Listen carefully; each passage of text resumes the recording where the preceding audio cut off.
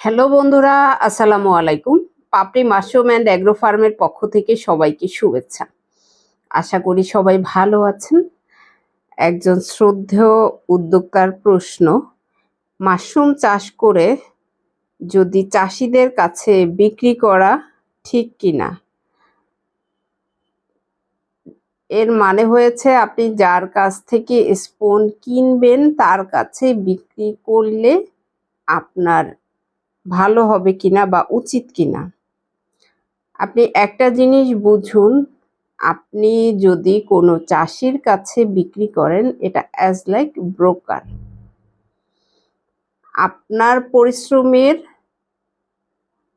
ফসল লাভের অংশটা কিন্তু 95% চলে যাবে চাষির হাতে, অর্থাৎ ব্রোকারের হাতে। আপনি যদি কম উৎপাদন করেন সেই ক্ষেত্রে আপনি খুচরা মার্কেট ধরবেন, আর যদি আপনি বেশি উৎপাদন করেন সেক্ষেত্রে আপনি পাইকারি সেল করবেন।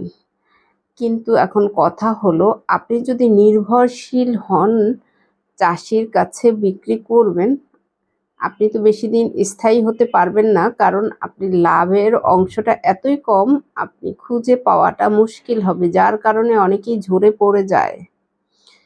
একজন পাইকার যদি মার্কেট ধরতে পারেন, একজন চাষি যদি মার্কেট ধরতে পারেন, তাহলে আপনি কেন পারবেন না? তাহলে আপনি কি চেষ্টা করতে চাচ্ছেন না? যখন মনে করবেন যে আমি পারছি না, তখন আপনাকে দিয়ে সে কাজটা করানো মুশকিল। আর যদি প্রতিজ্ঞাবদ্ধ হন নিজের কাছে যে আমি পারবো, আজকে পারিনি কালকে পারবো, কালকে পারিনি পরশু পারবো, তাহলে আপনি সামনের দিকে আগানোর চেষ্টা থাকবে। কিন্তু কারো উপরে নির্ভরশীল হয়ে আসলে বেশি দূর আগানোটা খুব কষ্টকর। সম্ভব খুবই কম, সম্ভাবনা থাকে না বললেই চলে।